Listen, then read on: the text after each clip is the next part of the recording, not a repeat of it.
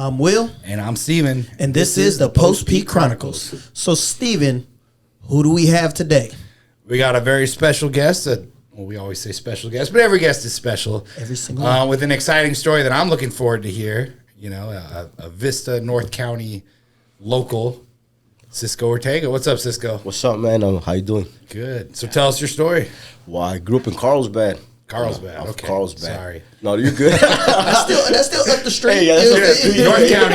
Right up the street. Yeah, I gotta get it right though. Yeah. They represent for Carlsbad. Yeah, so yeah. how was it growing up in Carlsbad? You know, Carlsbad it used to be a barrio, you know, like ethnicity, your people, your culture. Now it's lost its value, you know, at least to us. Right. Because, you know, back then you could have seen the tortillero, the ice cream man. Now you don't see none of that, man. Like every Sunday, you know, out here in the Southeast, you probably see it, the tortilla man. Oh, yeah. Coming with the groceries. The corn man, that's the one. Come on. You know what I'm saying? He come through. Yeah. Like he eat up all the corn, though. Dog. Like he was eating all the corn. Remember back in the day, they had the little guys pushing cassettes? Yes. You know, that's a neighborhood. Yeah. You know what I mean? You don't see that no more. The paletero. Now it's... That was the culture. Yes, dog. Yeah. And it was a barrio. It is a barrio. Yeah. And that's where I grew up at. And now you don't see it, you know. It's kind of sad. So I always try and get back now, you know, like that's where I'm from. And that's what I remember. And that's my roots, you know. It's always going to be my roots. It's a family thing, you know. Definitely. So it sounds like you grew up in a very Latino neighborhood. It is. How was that? What did that look like? Besides the tortilla man, what else was going on? Everything, man. You know, Carlsbad? you can go down the street and you know the lady. You know what I mean? Everybody knows each other. It's a family environment, man. We're real close-knit, you know what I'm saying? So how was your family? We're from Oaxaca. Oaxaca. Yeah. Okay. First generation? Or Yeah. Okay. Like my mom, they crossed the border and everything. You So know? heavily Spanish speaking. Oh, yeah. In the household? No English Okay. at all, man. No going out. Everything was homemade. I have a twin brother and I have a little sister. And it's like, people used to make fun of people from Oaxaca. You know, I'd be like, damn, I'm from Oaxaca. Why is that? Why is that? Because they're the short, Yeah, the shorter, darker, more indigenous people Yeah, of we are Mexico, indigenous. Yeah. We're from the south of Mexico. Oh, okay. And I just learned something. it's like, back then I didn't know the value that we had, you know, like all the things we got to offer to our culture, you know, like people love going to Oaxaca, see how beautiful it is, the green land, the ethnicity, the indigenous, everything they make with their hands, you know. But they're also notorious for being very poor, right? Yes. Still to this day, Yeah, Oaxaca's yeah. Oh, very yeah. poor. Yeah, real Yeah. poor, yeah. And it's like, I'm grateful growing up like that, you know, because the values my mom gave us was real heartwarming, you know what I'm saying? Real heartwarming. And real strict, real direct, and nothing was given, you know. You had to work for yours. So we talked about your mom. Yeah. Where was your dad? He was there. Okay. He was real bypassive, though, you know what I'm saying? Like, he wasn't like, my mom was the backbone. Okay. My dad was just like... Now, I know with like first generation families that just come over, usually dad's working all day, right? Yeah. And so you don't see dad, and mom's just trying to keep the household together. Yes. Is that more what it was like? Not so much Yeah. passive, but your dad's got to provide for the family. Yeah, right? and we'd see it like, oh, man, this fool's never home, you know? Like, he's always gone. And he's working 24/7. You know what's crazy? One day I see my dad. Can I bullshit you not? I seen him, Yeah. right? You know the Home Depot back in the day? You had all the paisas Yep. in the front, looking for a job. Yeah. I'm getting off Saxony in Encinitas. I'm driving by the Home Depot, and I see a bunch of paisas. And I'm like, damn. And I looked, I said, what do I look like my dad? So I pulled over. You know what I mean? I pulled over, and I told my dad, like, what are you doing here? He goes, when there's no work, this is where I come. And I was like, damn. That's when it really hit me, you know, like, this man's over here doing whatever he needs to do to provide for us so we can have food on the table. Even sitting in front of a Home Depot to get work, you know?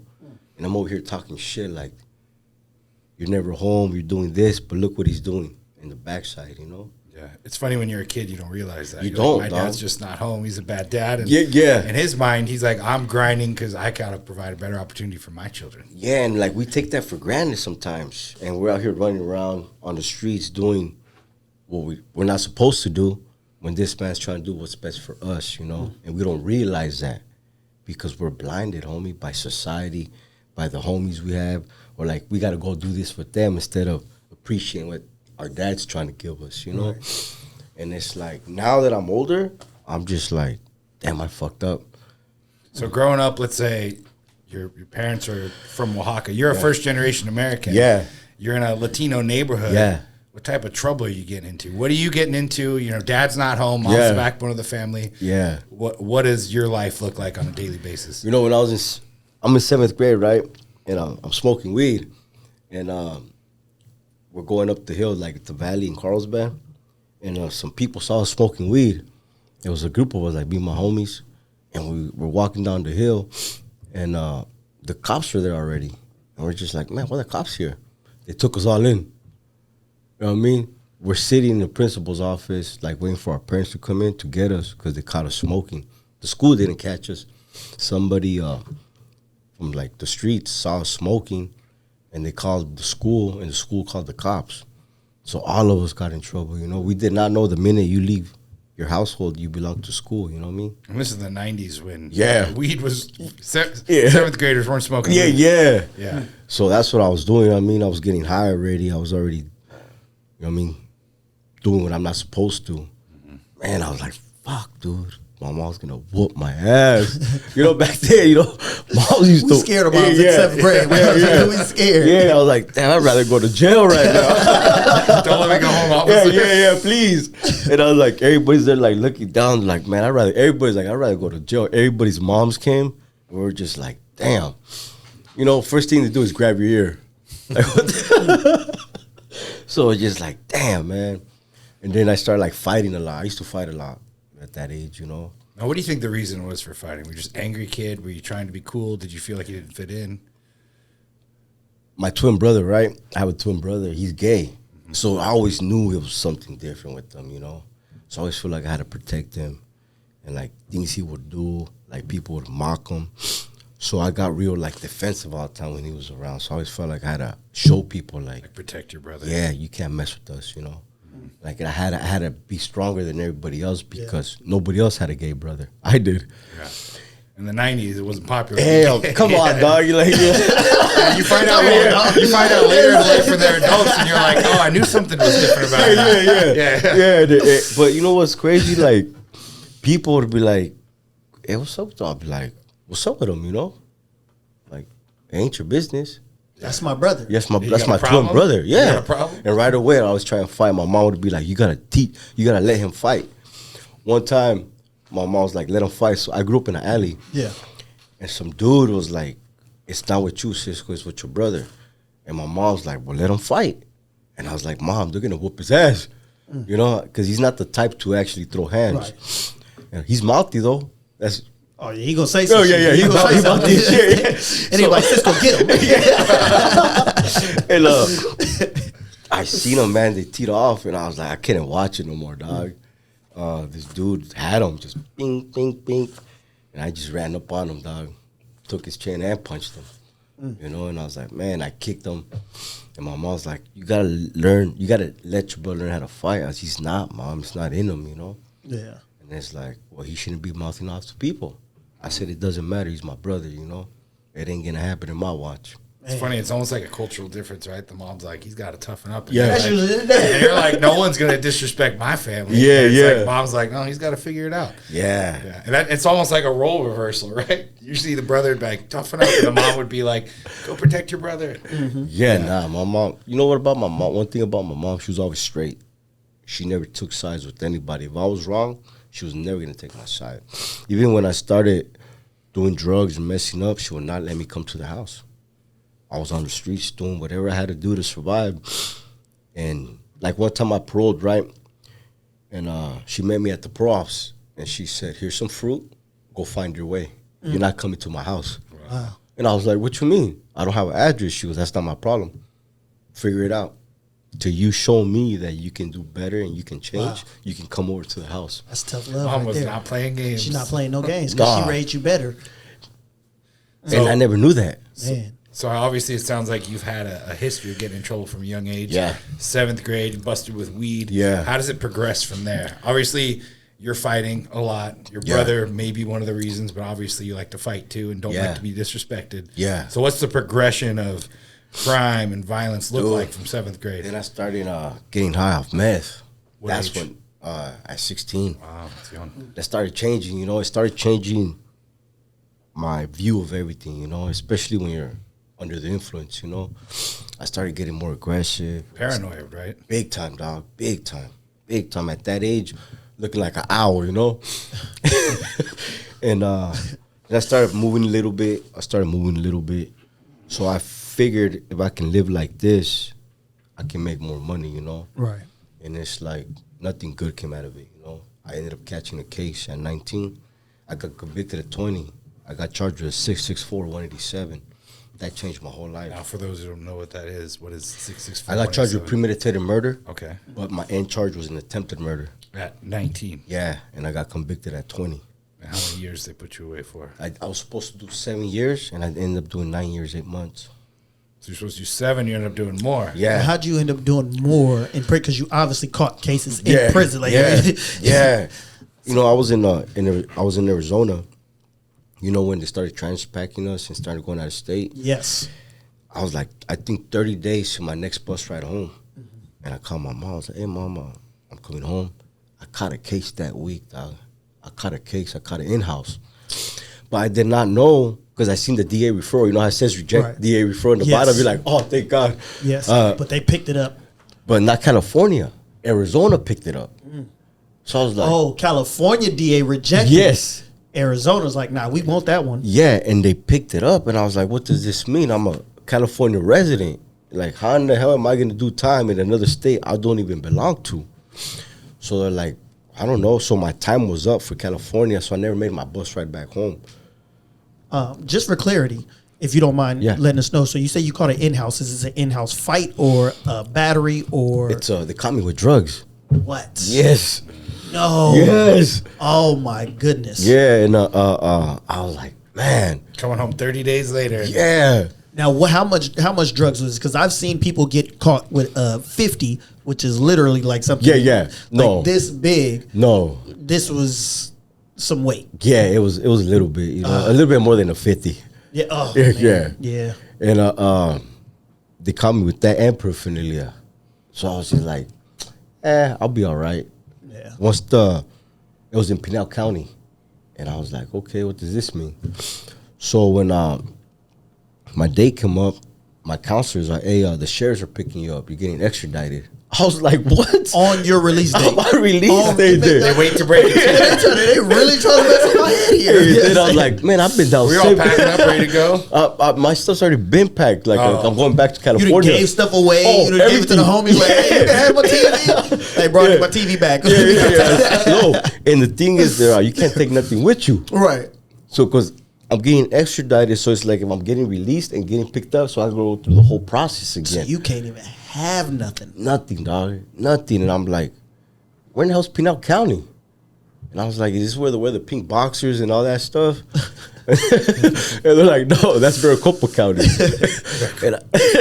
and I was like, man. And I called my mom, and I was like, hey, Moms, they messed up on my release date. And she said, how's that? I've been looking at your paper. You're supposed to be home. I was like, nah, they said that they made a mistake through the courts. So I lied to her. Yeah. Because I didn't want to worry her, you know? And she's like, okay. So I went through the whole process again. Dog. How long did that take? To the county? Yeah. The 2 years.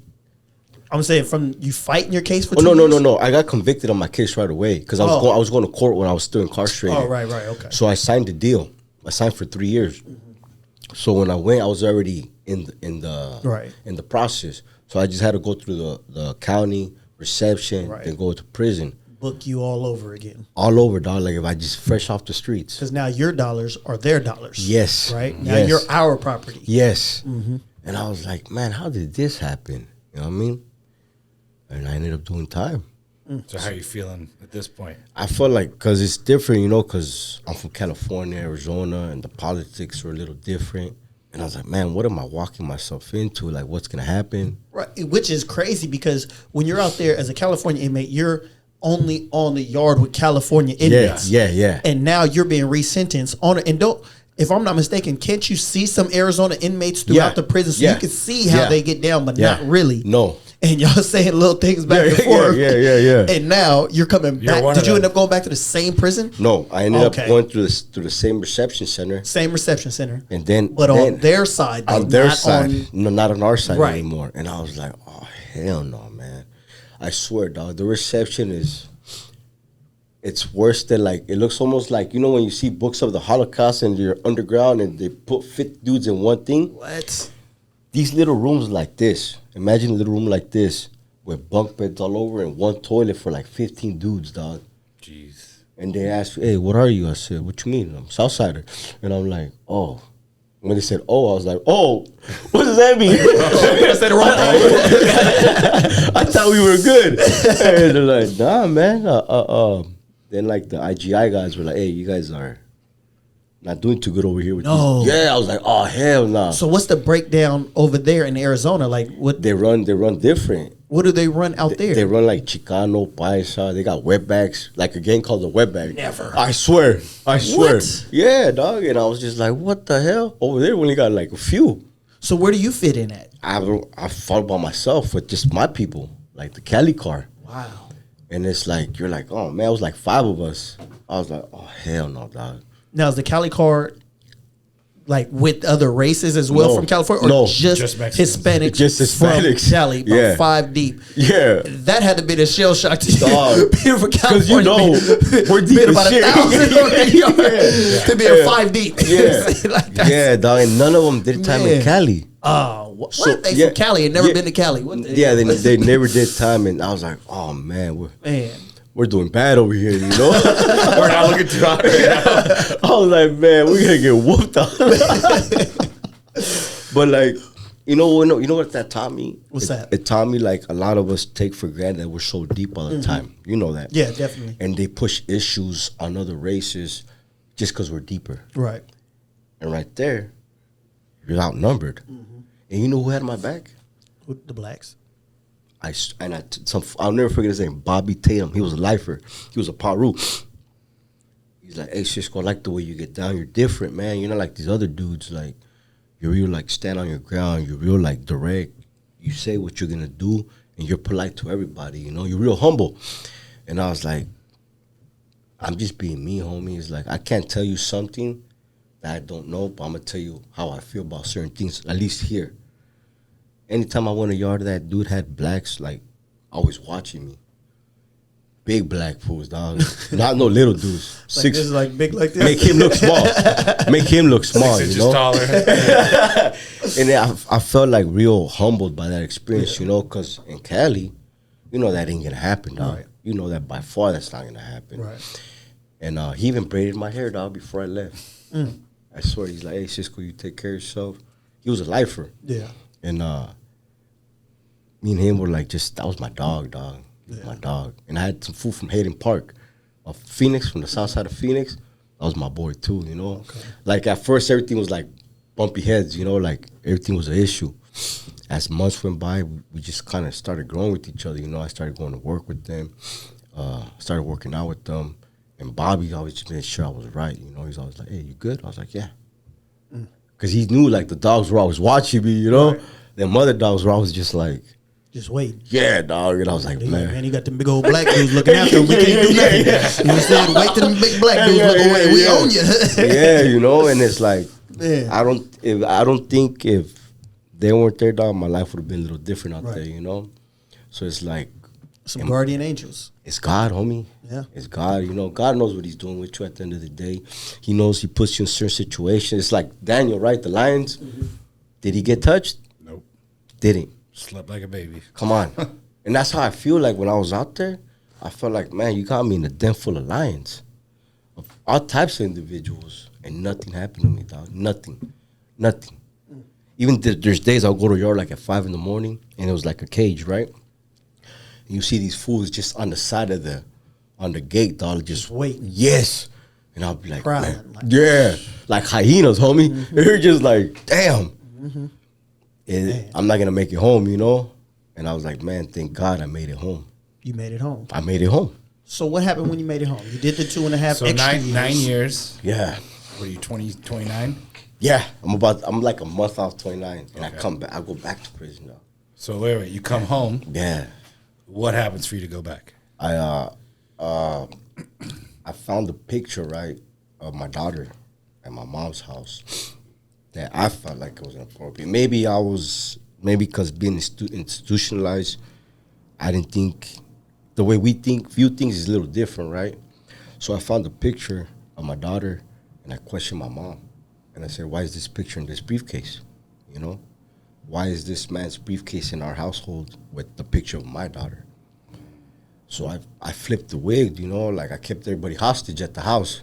How long after you came home did this incident happen? A few months. Few months. And I had a bulletproof vest in the house. So the whole thing. Now you're holding people hostage. What are you trying to get out of it? You trying to get answers? Yeah, I'm trying to get answers. I'm being disrespectful to my mom, to my dad, to my sister.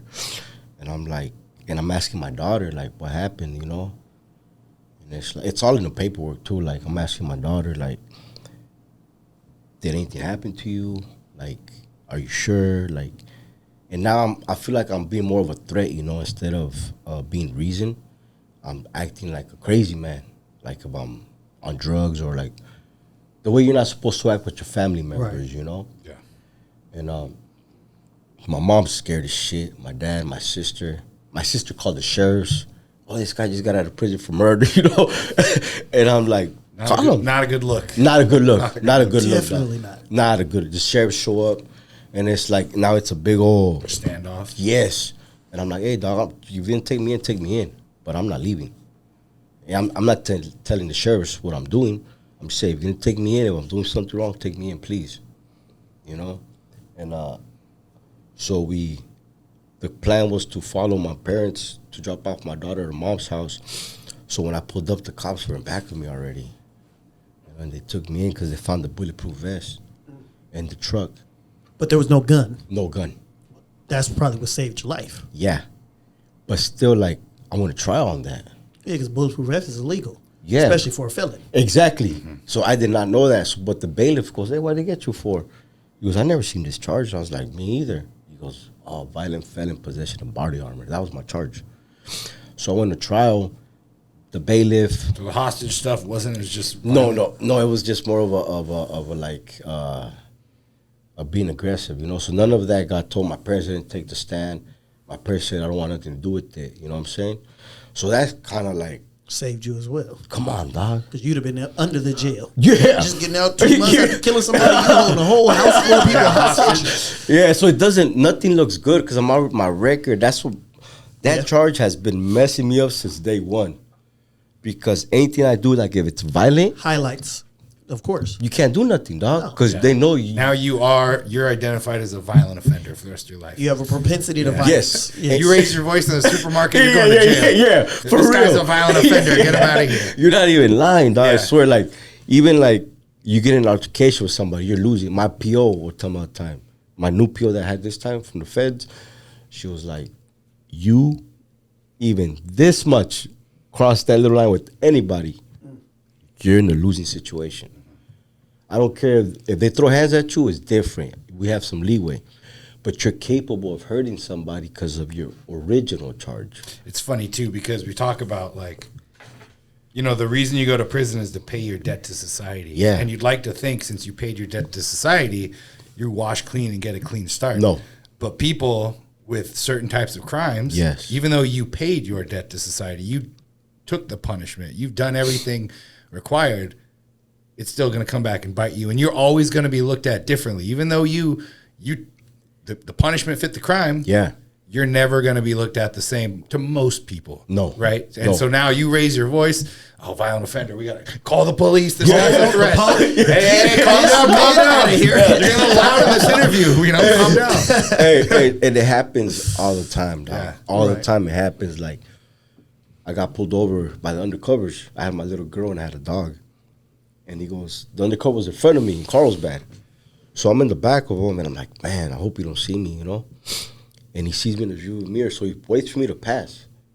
Then he pulls me over, he goes, I thought that was you. That's what he said. The undercover said, I thought that was you. He's like, what are you doing here, Cisko? He's like, I got my little girl in the car. I'm like, should I call her mom so we pick her up? He goes, nah, I'm just doing a routine stop. He goes, I heard you're doing good. I was like, you can search my car, dog. And he's like, no drugs? I was like, nah. He goes, you're an iron worker, huh? I was like, yeah. And I was like, yeah, I'm an iron worker. I know you. No, yeah. And I was like, yeah, dog, I'm doing good. I'm doing the family thing. He goes, at least you're not being aggressive. He's waiting for that. He's waiting for you to escalate the situation. Yeah, because every time I would get pulled over, I would always be talking shit, man. Always. That was like off the top. Like, take these cuffs off me. Come on, let's go. And now it's just like, do what you have to do, man. Like, call my PO too if you need to. You know what I'm saying? I got nothing to hide. Search my car. Just let my girl pick up my baby, and you can do whatever you have to do, dog. And I was like, no need for that. Yeah. So you went back to jail, you know. How long did you get? How long did you do? 3 years. 3 years. Yeah. In California. Yeah, California. Yeah. No more out of state for you. No. Okay. No. So how was that? 3 years, what was your mindset doing this 3 years after only being home for a couple of months after serving 9 years for an attempted murder case? Yeah. And now you're back in jail after a couple of months free. I was like, man, I'm back with these dudes again. And I was like, man, something needs to give. Something needs to give. Did you fall right back into the everyday of prison? Yeah. Because you got to sit through it, right? Yeah, I felt like, I can do this all day. Yeah. You know what I'm saying? And that's the thing that I was always okay with, man. I was always okay, like, make my bed, make some moves real quick, make some plays so I can make some money. We'll be all right in a couple months, you know. Yeah. I'll be home in no time. So I always thought it was okay because I always had a spot in prison, you know. Every time I came home, it was like, I'm back with the fellas. Every time I came home, that was my home. Yeah, that's the definition. You just said it right now. Yeah, every time I came home, I'm back. That's the definition of institutionalized. That was my home. Yeah, well, hold that thought. We're going to take a break real quick. We'll be right back. We want to hear about the second term and And we're back. Yes, we are. So last time I left off, you went back to prison again. Yes. Illegal possession of body armor. Yeah. What's going on? What's going through your head? You got a kid. You got a family. Yeah, man. I got my daughter, my oldest. You know, and that's when like things just started going like this with us, like separating because she's like, man, I just waited for you all these years, and you're back. It's like everything you say is like you're gonna change, but you're still doing the same thing. You know. You know, after I got released that time, I went back to the feds for transporting illegals. So you got out. Yeah. That 3 years. You said it was nothing. It was easy. You're institutionalized at this point. Yeah. That's your real home. Yeah. You get out, and you said you go back again. Yeah. How long between? Between it was probably a year, but I was still doing violations, so I'll go in and out. So last time I was out 30 days, and I went back in for a 9-day violation. You know, before I caught this term. This time the feds got me transporting illegals. And that's when I was like, man, this is what made me realize that I need to change my life. I'm in Victorville, and I see some dude from Santa Maria. I knew him I was in reception with them maybe 12 years ago. 12 years ago. And I see him, I said, damn, what's up, OG? And then he goes, hey, what's up, Cisko? How long you been here? They gave me 22 years. I was like... I said, back, no way. And he goes, yeah, they gave me 22 years. So when I seen, he goes, they picked me up from the state. I was like, no way. And he goes, Cisko, get out while you can. That's what he said. How old is this guy? Dude, he's probably like in his late 40s, dog. Late 40s. And he had, done about 12 years at that time? Yeah, and now the feds got him for 22 years. So he's trying to right you from making the same mistakes he was doing. He goes, Cisko, get out while you can. You know, like, get your life together, man. You're going to end up back here. So this time I started going to church. I started going to self-help programs. And I didn't want to get involved in nothing, you know. While you're in? In the feds. In the feds. So I had two friends of mine from Fino and Gordo. One's from Maravilla and one's from East LA. We used to fast every Saturday. And my celly was from Arizona. Pancho from Arizona. He was from Arisa, you know? Yeah. And then my two boys, they were my people, you know? Yeah. And we just kind of made this little circle of like every Saturday we're going to fast. So every Saturday I stayed in prayer till the sun came down. And then we ate, we feast. And we just gave God thanks for the people we have around us, like our families. Everybody's here older. Everybody's in their 40s, dog. My celly had 20-something years to do for being a bank robber, you know? The other two dudes got indicted. So everybody in the feds, a 10-year piece is like candy, you know? Everybody's there been down 20, 30 years, you know? Like, it's no chump change. It's real money out there, you know? Like, real time. Yeah. And I was just like, man, do I really want to do this for the rest of my life? The judge told me, you come back, I'm 20 minimum. How many years was this last sentence? 2 years. 2 years. 2 years. Okay. So And just that guy telling you Yeah. get out was enough for you to It's just from seeing people that I knew from the state and the feds, I was like, oh, hell no. I was like, okay, something got to give. So I started hanging out with this Muslim, big old dude.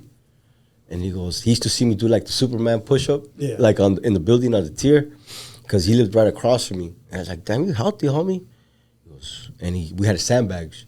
So I said, this time I come home, dog, remember me. You're going to see me doing fitness shit.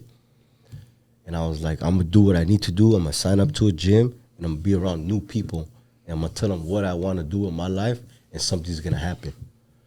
And I've never since, dog. So the day I came home, my POs had me like on a short leash. I went to therapy, counseling, NA, anything I need to do to better myself, because she says I'm a baby in society because I'm institutionalized in the way I think. Spent more of your life in prison than out of prison. So the way I like things to be done is I like to dictate, right? Anybody in prison, they feel like they're a dictator. Yeah. You know what I mean? It's my way, or we're going to handle it some other way, right? That's the code. And my PO used to be like, Cisko, you're wrong. Not everything's your way. Out here, things are differently. Things ain't solved with violence. You know what I'm saying? We communicate. Yes. Yeah. There's a process to all this. Yeah. And you need to learn how to talk to people. You need to learn how to be around people without being nervous. You need to get into these programs so when you get good, you can help people not do the same mistakes you did. I'm listening to you, right? And you like the dictator part. And I feel like I'm the great debater, or the great negotiator, but I like to communicate. But I also hear when you say people in prison dictate. They do. And I've been told within relationships that I am strict on what I believe, right? Yes. Like this is one way, and I may say it with flowers, but it's the same, you know what I'm saying? Like it's my way. Yeah. And I never thought about it like that, as if it was a stain on me brought back from prison. And I'm hearing you speak, and I'm like, man, maybe it is. Maybe I really need to reevaluate. So I appreciate you saying that. You think it's maybe a strong characteristic, and you're like, oh, maybe that's something that's more from a scar in my life. Yeah, like I'm not opposed to bettering myself, right? And when I hear something that resonates with me, I want to say it out loud, and that resonated with me, because it's been told to me on multiple occasions, and I never.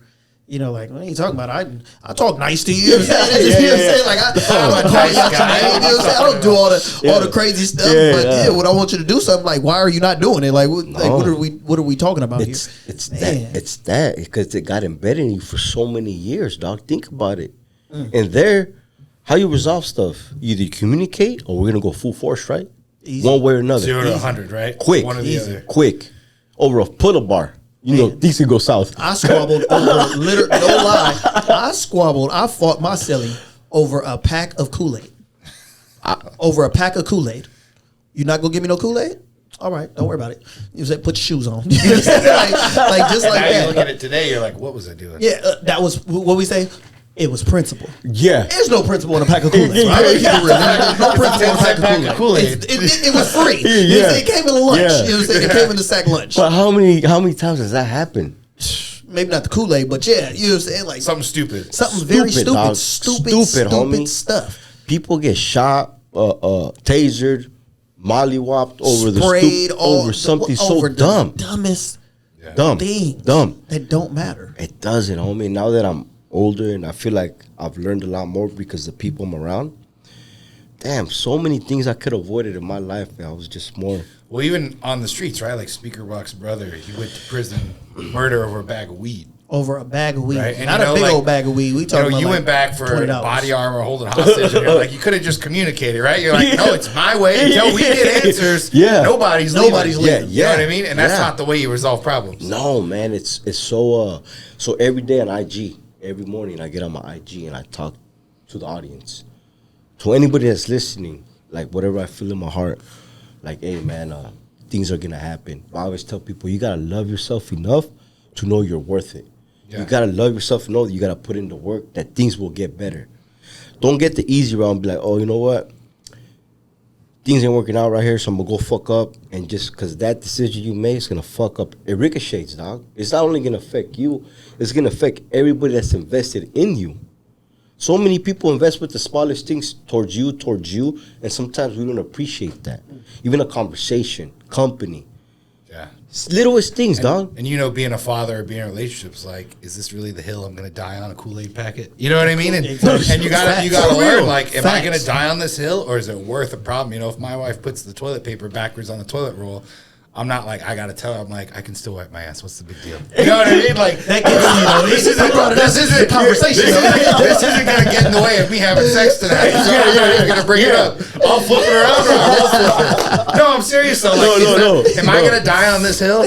No, it's toilet paper, right? It's Kool-Aid, right? So I got to choose, like, okay, do I prefer it? No. But is it really something I'm going to start an argument over? No. Right. No. You know what I mean? But I learned that because we've all have very strong personalities. Right. Come on. And before it'd be like, you put the toilet paper on wrong. What? You put toilet paper, can you still use it? I don't care. You put it on wrong. You know what I mean? It is wrong. Google it.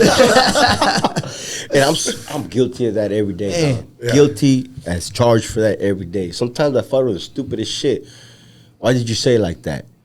What do you mean by that? Yeah, exactly, dog. Man. Exactly. You gotta catch yourself, though, I'm sure now, right? Yeah, and I'm like, oh, man, I'm not in prison anymore. And she's not my homie. Yeah. She's not out to get you. Yeah. My daughter does. My oldest daughter, she's 23. She was like, I'm not your homie, Dad. I'm your daughter. Don't talk to me like I'm your homie. And I have a bad habit of, sometimes I talk to these females in my life, like my mother, my girl, my daughters, like if they're my homies. They're not my homies.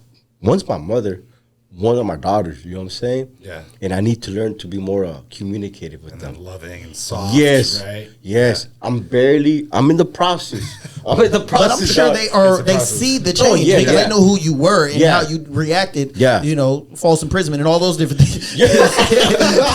But then, they see that you're actually trying. Like, especially with the videos I put on Instagram, my oldest daughter be like, "Oh man, look at you!" Like, I've kicked the dude in the face in front of my daughter. My oldest daughter. Yeah. Like, I used to squabble in front of her, and I'll be like, "What am I teaching her? Yeah. What am I teaching my daughter? Like, what type of dad does she have? Somebody that's not reliable, somebody that, like this, gets so mad. Yeah, that's embarrassing to a daughter, man. Gets triggered so easy. Come on, dog. Imagine I can't take my dad nowhere. Yeah. That's embarrassing. As a man, that means I have no self-control. No self-control. That's good. Right? Yeah, definitely. Yeah. Steven said something earlier. He said, tell everyone your dream. Yeah. Tell everyone your dream. And somebody is going to know something to make your dream come true. And right before we started this dialogue, which is pretty good, I mean, getting a lot of insight, you said that you told the dude across from you, he said, man, I'm going to go home. Watch me. I'm going to go home. I'm going to do something in fitness. I'm going to tell everybody what I want to do, and it's going to happen. Yeah. And that seems like Steven was right. Like, that's what happens. You tell everybody your dream. And so how has your dream come true since you got out the feds and finally changed your life? TG. It all started at TG. Started training there. I started training there, and it's the community. I didn't talk to nobody, dog. Like, I've told this to people before. In Vista. TG Vista. The first person I met was Rachel. First person I met. And since that day, dog, I've been like, it's family now. It's home. Like, hey, what's up, Cisko? I'm like, oh, shit. What's up? Before I was the guy in the corner doing burpees, I was the only one like, what's up Go with to the this? gym for weights and burpees. I swear, fool, like, people would see me, and I'll be in the little corner doing burpees all the time. I wouldn't talk to nobody. That's funny. Nobody. Now I'm prepping for a show. I got coaches from the gym, you know what I'm saying?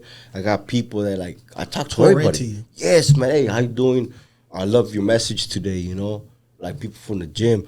Now I'm Stacks, Joey Stacks. Yeah. Okay, I'm messing with him. We have this Stacks Army Cali. Okay. So we got something going. So my dream's coming to light, man.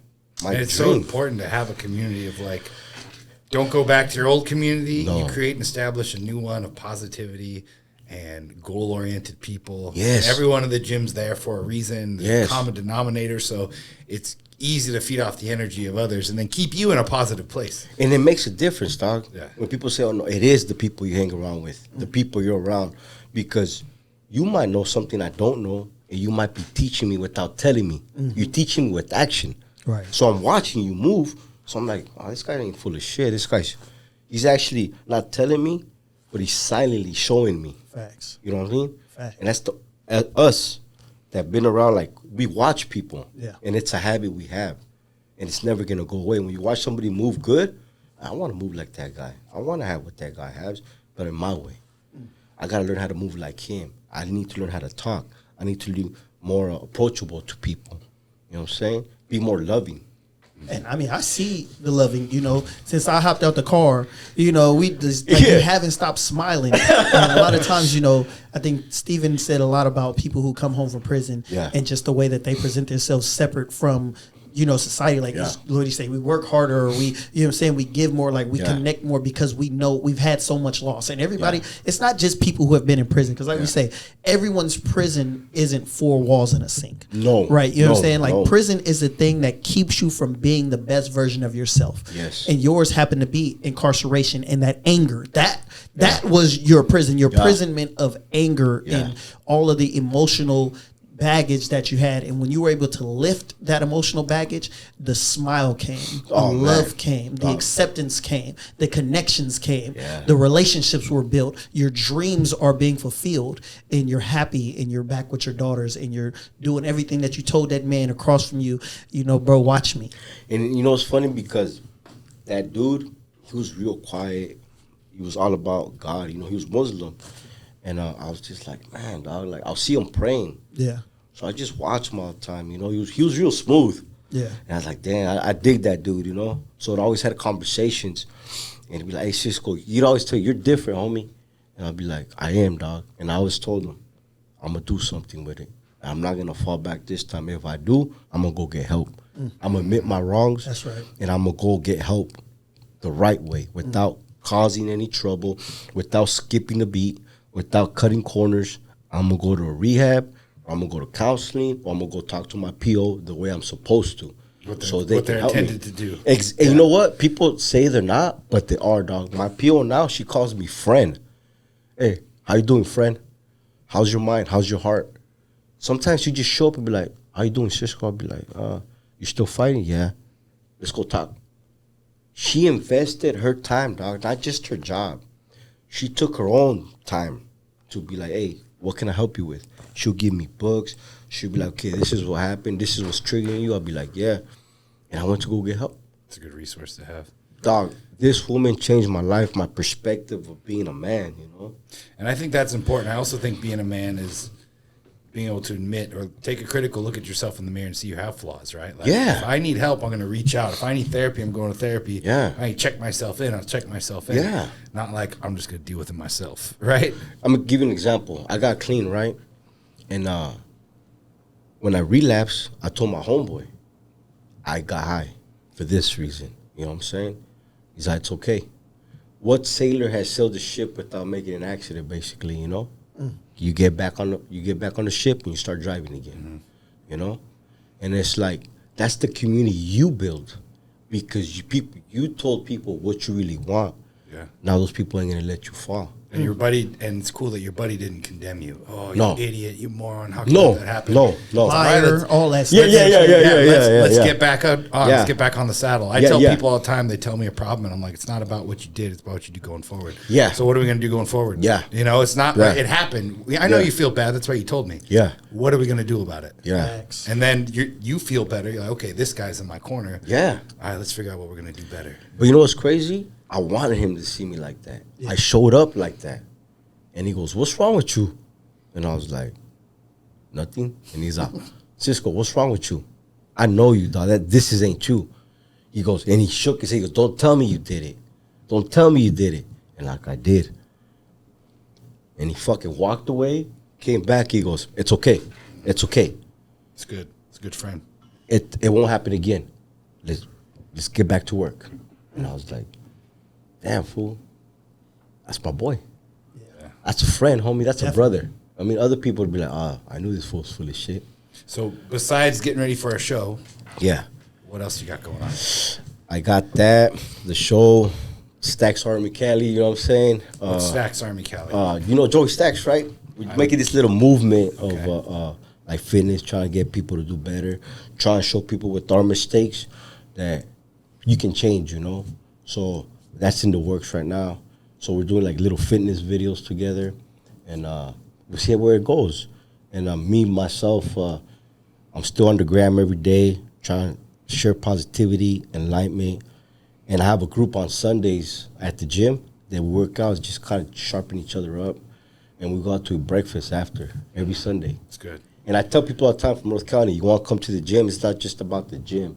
It's about sharing our problems, whatever holding you back. What can we do to better? His own little Post-P group. If they got breakfast there, we gotta step it up. We go to breakfast. We go to breakfast every Sunday, you know, man.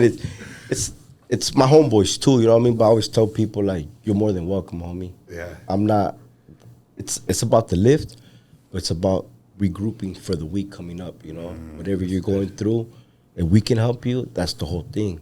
Like, we talk about our issues as men, and it's like, and there's this other guy that, that's there too, like, well, hey, what do you think about this, you know? And we take a picture every Sunday, post it, you know, on Gym Vista, and it's like, just to tell people, man, we're here, we're trying to do better, and it's not going to change. You know what I'm saying? Yeah. So, and try to better each day. Let's see where this goes. That's awesome. I mean, you're helping out in your community. You're helping out in your little circle. Yeah. You're bettering yourself daily. You're being an example now. You're loving your mom. You're loving your daughter. You're changing. You're rewriting your future. Yeah. And it's good to see. I mean, the thing is, too, if you can do it, anyone else can do it, right? Dog, I was a drug addict, dog. Like, people tell you, straight drug addict, drunk. I used to get high and drunk before I went to the gym. You know what I mean? Like, I'll drink a 32 ounce of Ayanita, then I hit the gym, slow motion. I still went to the gym. I think that's what kept me alive, you know, going to the gym. I was still under the influence. You're not supposed to operate heavy machinery when you're yeah.